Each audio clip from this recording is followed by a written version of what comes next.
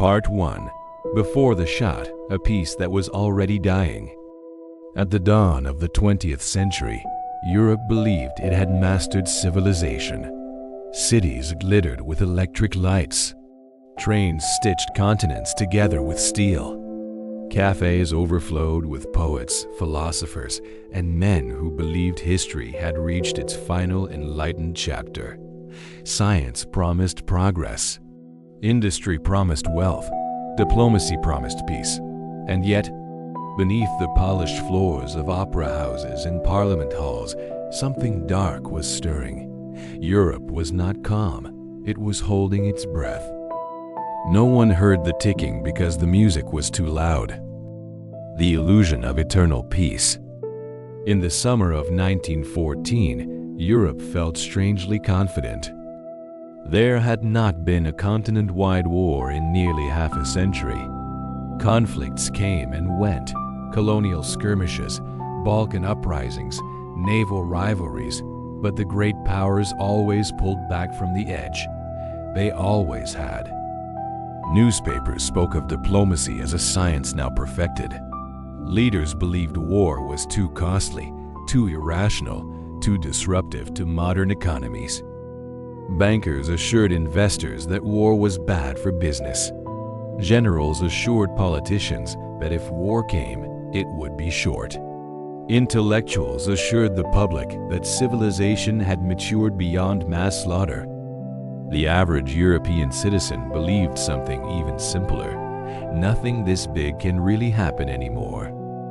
They were wrong. Peace in 1914 was not the absence of danger. It was the temporary balance of unbearable pressure. Empires built on cracks. Europe was ruled not by nations, but by empires. Old, proud, and exhausted empires.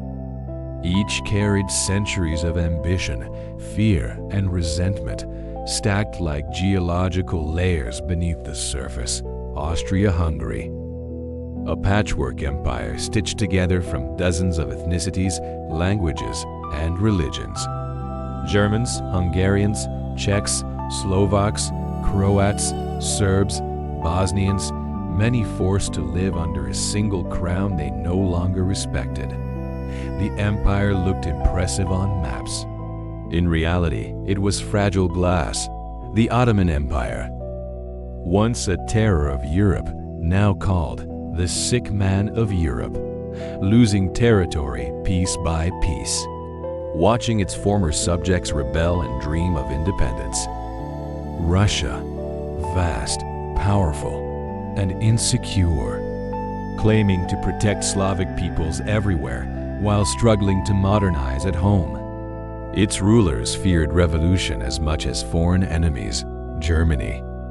Young, industrial, ambitious, unified only decades earlier, burning with the desire to prove itself worthy of its power. Surrounded by potential enemies, obsessed with speed, strength, and decisive action. Britain and France. Old rivals turned cautious partners. Empires that stretched across the globe, terrified of losing dominance to the rising German machine. Every empire feared decline. Every empire feared humiliation. Every empire believed war might be the final test of survival. Nationalism, the most dangerous idea in Europe. If empires were the structure, nationalism was the spark. Across Europe, people no longer wanted to belong to emperors. They wanted to belong to themselves.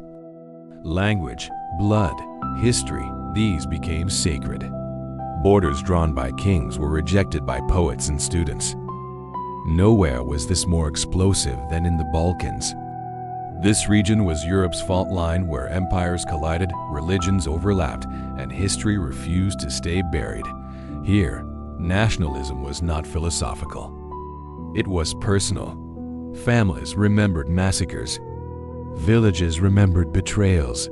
Young men memorized grievances like prayers. And among them, one idea burned brightest: freedom through sacrifice.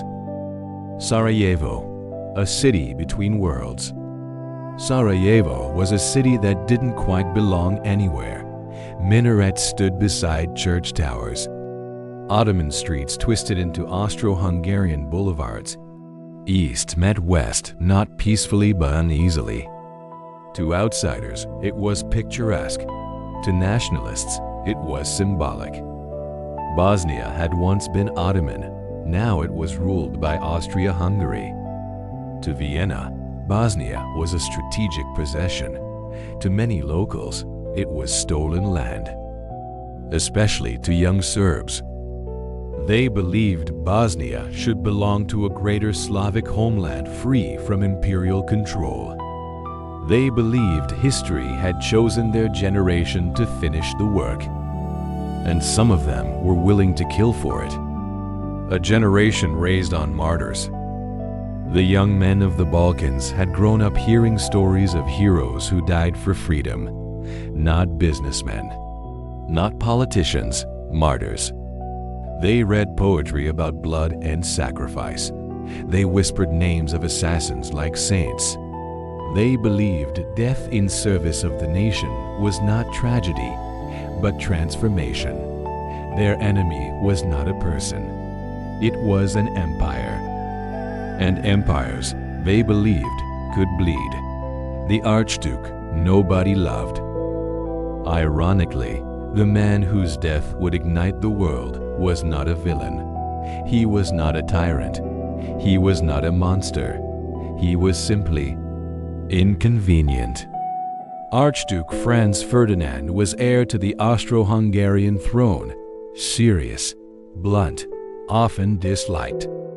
But he held a dangerous idea: reform. He believed the empire could survive only by granting more autonomy to its ethnic groups, including Slavs. To nationalists, this was unacceptable. Reform would calm rebellion. Reform would delay independence. Reform would rob extremists of their cause. To them, Franz Ferdinand was not hope. He was an obstacle, a date heavy with meaning. June 28, 1914. Not just another summer day. For Serbs, it was Veterdin, a sacred date marking a medieval defeat that became a symbol of eternal struggle and sacrifice. A day associated with loss, revenge, and destiny. And on this day, the heir to the empire would visit Sarajevo, unprotected, unaware, unprepared. History had aligned its pieces, not because anyone planned a world war, but because no one stopped the smallest spark. The silence before the echo. In Vienna, officials worried about protocol. In Sarajevo, conspirators checked pistols and bombs. In Berlin, generals studied timetables. In Paris and London, newspapers discussed summer fashion. No one saw the full picture. No one imagined that within weeks, millions would march to their deaths. Because history does not announce itself, it whispers. And on that quiet morning, before the first shot, Europe stood perfectly still, balanced on the edge of a century of blood. The world had not yet heard the gunshot, but it was already too late. Part 2. The morning history took a wrong turn. June 28, 1914, Sarajevo. Morning arrived gently in Sarajevo. The sun rose without drama. The Miljaska River moved slowly beneath its bridges. Shops opened their shutters. Children laughed somewhere down a narrow street. Nothing in the air suggested apocalypse. Yet this morning was already cursed by coincidence, arrogance, and human error. Because history, when it changes everything, often does so quietly. An imperial visit no one wanted. The visit itself was a mistake. Franz Ferdinand, heir to the Austro-Hungarian throne, had chosen to visit Bosnia on June 28, Vadovden. His advisors had warned him. The city was tense. The date was symbolic. Nationalist sentiment was boiling. But Franz Ferdinand insisted. He believed displays of imperial authority would strengthen control. He believed showing confidence would calm unrest. Empires, after all, do not retreat from their provinces. So the plan went forward.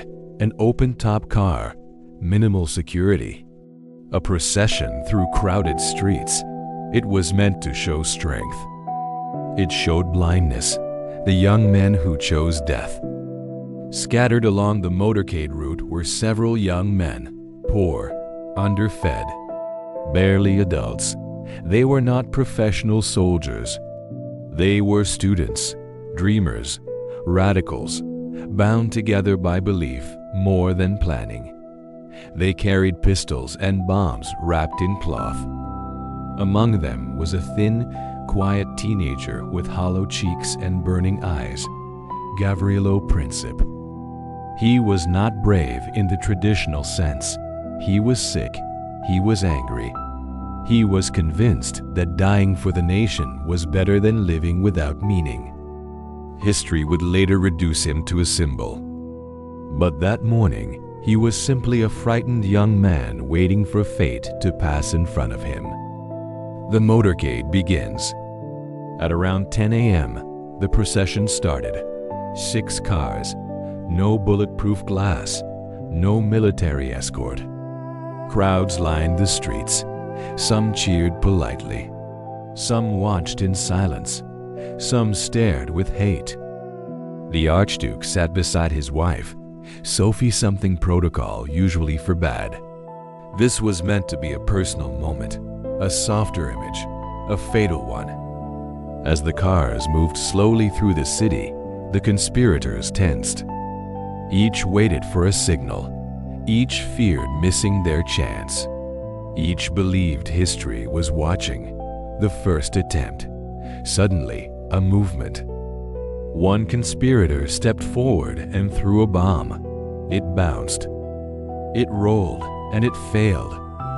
The device exploded behind the Archduke's car, injuring officers and civilians instead. Chaos erupted. Smoke filled the street. People screamed. Soldiers panicked, but Franz Ferdinand survived. Angry, shaken, furious. He shouted about incompetence. He demanded the visit continue. And then, here is where history almost stopped itself. The remaining conspirators panicked. Some fled. Some lost nerve. Some believed the mission had failed. One young man walked away, devastated. That man was Gavrilo Princip, a wrong turn. After the bombing, officials debated what to do. Cancel the visit? Increase security? Leave the city? Instead, they compromised. Franz Ferdinand insisted on visiting wounded officers at the hospital. The route was changed, but no one told the driver. So the motorcade followed the original plan. And at a quiet corner near a cafe, the lead car turned, then stopped. Someone shouted. The engine stalled, and suddenly, the heir to an empire sat motionless in an open car, 10 feet away from a man who believed destiny had returned for him. The shot that should not have happened. Gavrilo Princip stood there stunned. This was not part of the plan. This was chance. Pure, absurd chance. He stepped forward, raised his pistol. 2 shots rang out, not loud, not dramatic, just 2 cracks in the air. One bullet struck Sophie in the abdomen. The other pierced Franz Ferdinand's neck. Blood spread across white uniforms. The Archduke whispered something, perhaps a plea, perhaps disbelief. Within minutes, both were dead. The world did not scream. It barely noticed. The silence after. The crowd froze. Some ran. Some stared. Some did not understand what they had just witnessed. Gavrilo Princip was arrested almost immediately. He did not smile. He did not shout. He had completed his role, and like all tools of history, he would be discarded, a death that meant more than it should have. On paper, this was a regional incident, an assassination in a restless province. Europe had seen assassinations before, but this one landed on a pressure point no one dared to touch. Because Franz Ferdinand was not just a man, he was the symbol of imperial authority, the future of Austria-Hungary, the excuse everyone had been waiting for. The bullet did not cause the war, but it unlocked it. History looks back differently. Later generations would ask, what if the bomb had worked? What if the car had not stopped? What if Princip had gone home? But history does not reward restraint. It rewards timing. And on that June morning, timing betrayed the world. 2 bullets, 1 city, and a chain reaction no one could stop. Part 3. Diplomacy with a gun to its head. Ultimatums, alliances, and the illusion of control. The assassins were already in chains. Sarajevo returned to its routines. Cafes reopened. Trains kept running. To the average European, the crisis seemed distant, another Balkan disturbance, unpleasant but manageable. But in the palaces of power, something colder replaced shock, relief. At last, there was an excuse. Vienna decides to strike.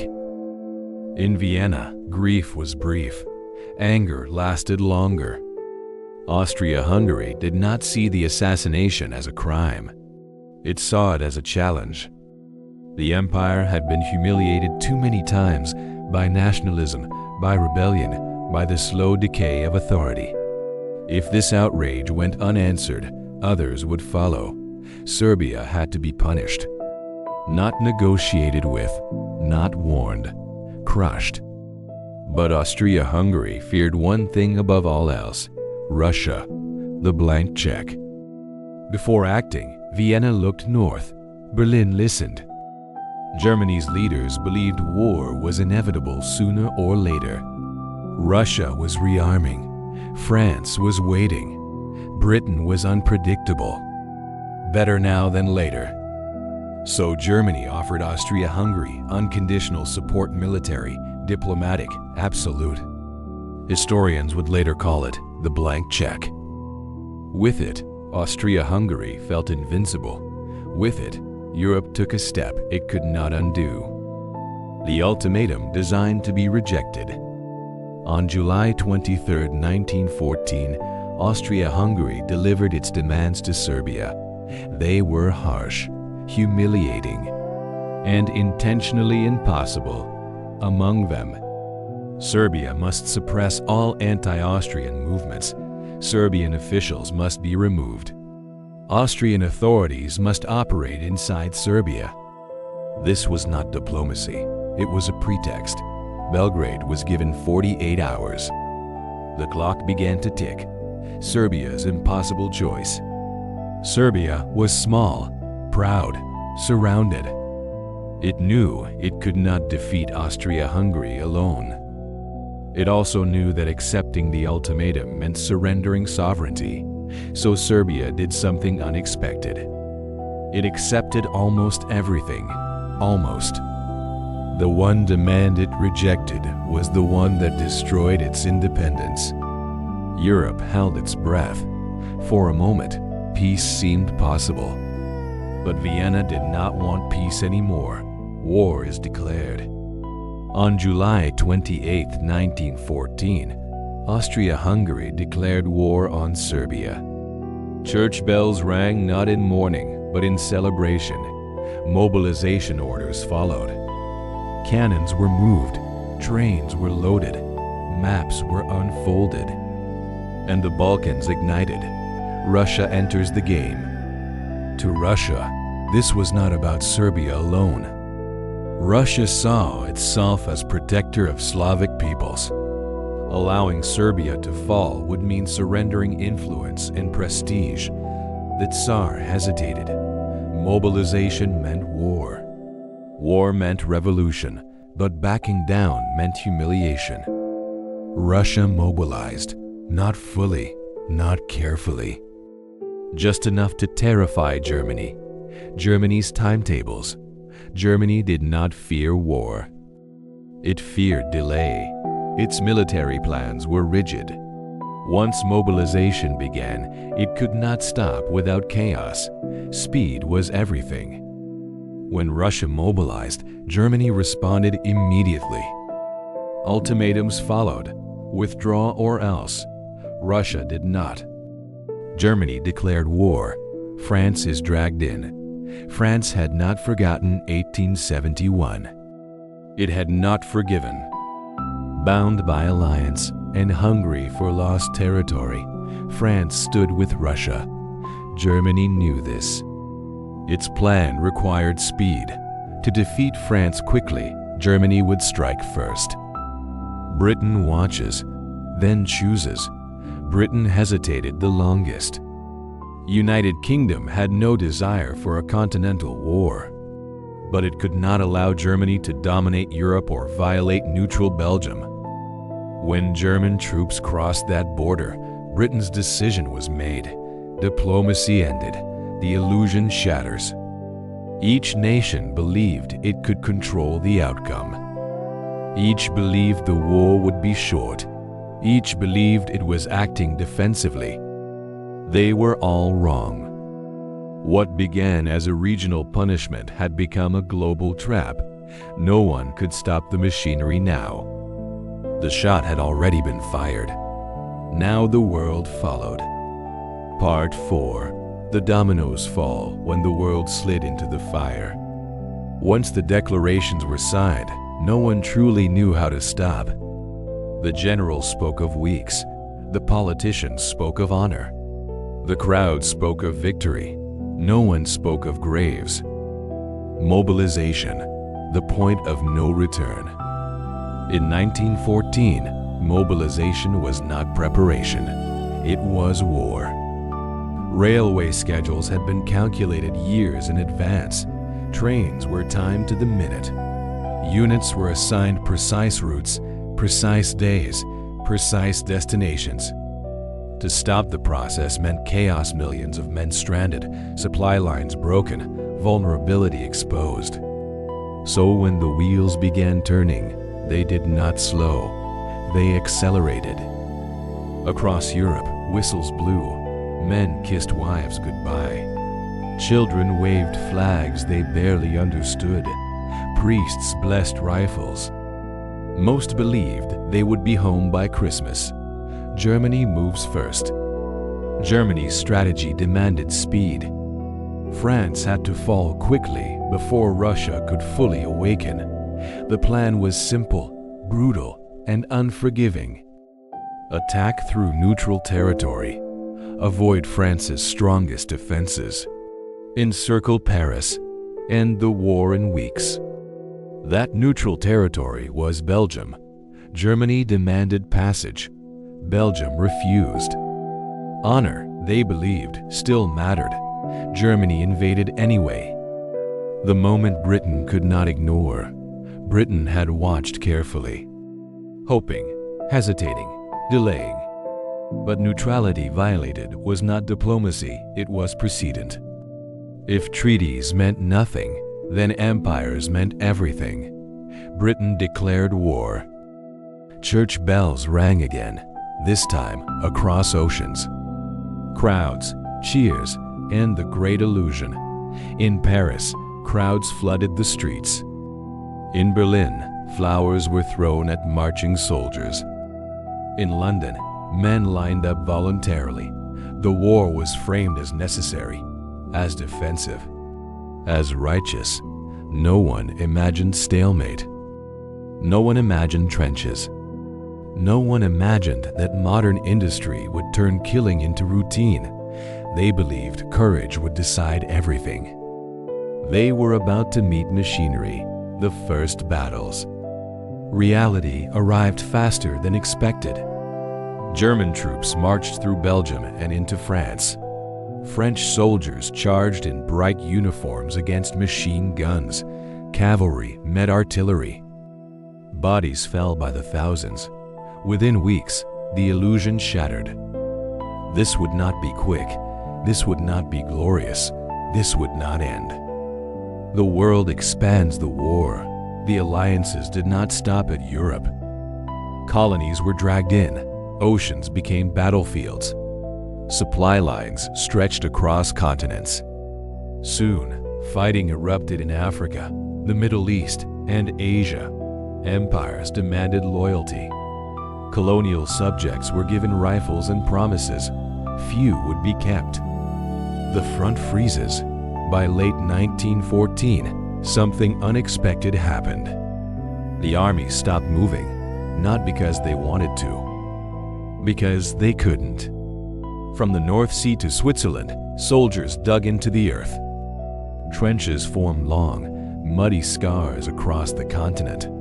Between them lay no man's land, a place where nothing lived for long, a new kind of war. This war was not about maneuver anymore. It was about endurance. Machine guns ruled the ground. Artillery ruled the sky. Poison gas crept silently. Men lived underground like animals. Days blurred into nights. Weeks into months. Hope into habit.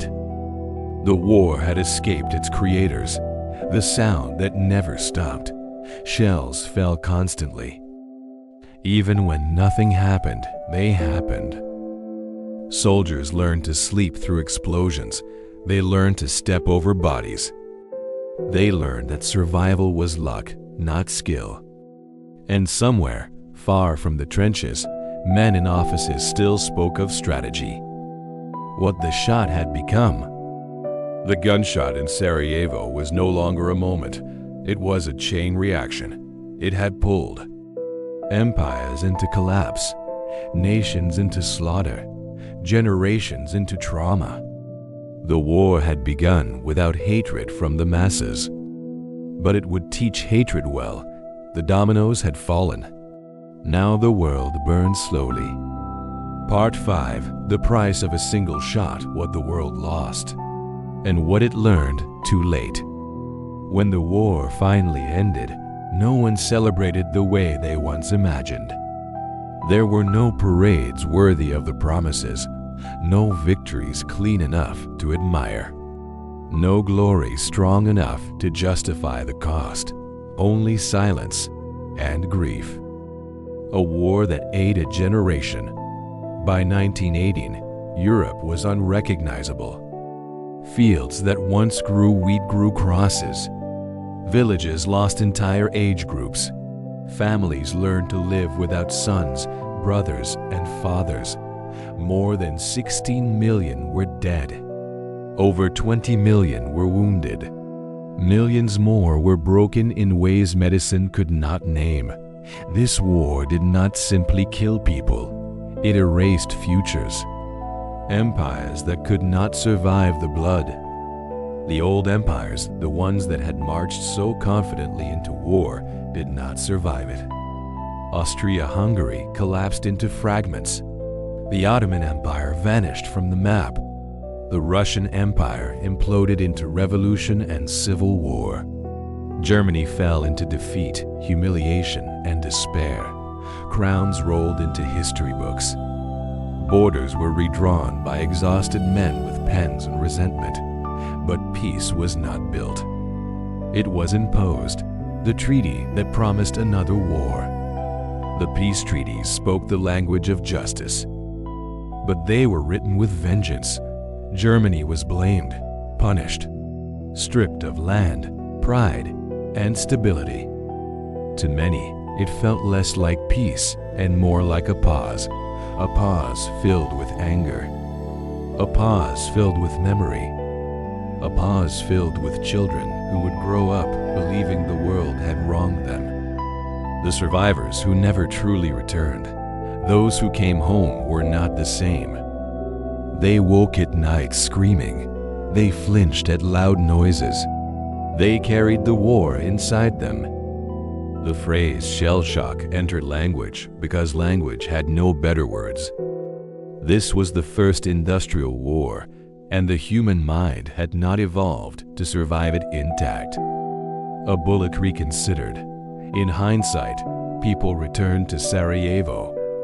They stared at the place where a young man fired 2 shots. They asked impossible questions. What if the driver had not stopped? What if the bomb had worked or never been thrown?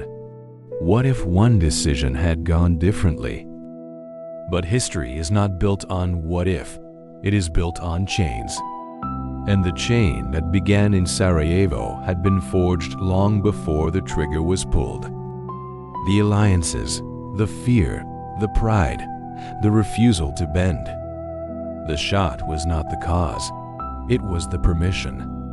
What the world failed to learn, the war was supposed to end all wars. Instead, it taught the wrong lessons. It taught that humiliation breeds revenge, that unresolved trauma demands expression, that modern war can be survived but never mastered. 21 years later, the world would hear the sound again. Not a pistol this time, but bombs, the quiet truth about history. History is often told as a series of dramatic moments, but the truth is quieter and more disturbing. World wars do not begin with explosions. They begin with unanswered grievances, leaders afraid of looking weak, systems too rigid to stop, people convinced catastrophe is impossible. Sarajevo was not unique, it was inevitable. The final question, if one bullet could unleash so much destruction, what else right now is waiting? What alliances are stretched too tight? What resentments are being ignored? What warnings are dismissed as exaggeration? History does not repeat because people forget dates. It repeats because they forget patterns. One shot did not create the war, but it revealed how ready the world already was. And that may be the most terrifying lesson of all.